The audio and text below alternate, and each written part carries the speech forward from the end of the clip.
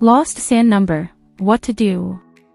Your social insurance number is a highly sensitive government identification number used for taxes, employment, and government programs in Canada. It is also used to report income to the Canada Revenue Agency. If you lose your SIN, it can feel serious, but in most cases you do not need a new SIN number. The government, through Service Canada, rarely issues a new SIN unless there is clear evidence of fraud or identity theft. So if your SIN is simply lost, the first step is to try to find it. Your SIN may already appear on documents such as tax returns, T4 slips, or other official records. I have already created another video explaining all possible ways to locate your SIN.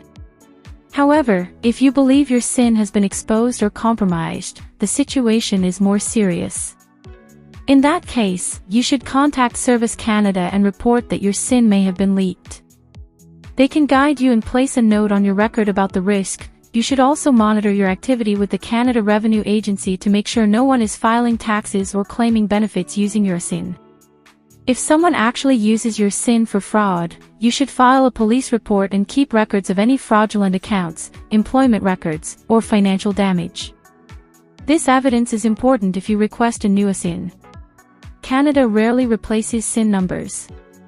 A new SIN is only issued when fraud is proven and there is real identity theft or financial damage.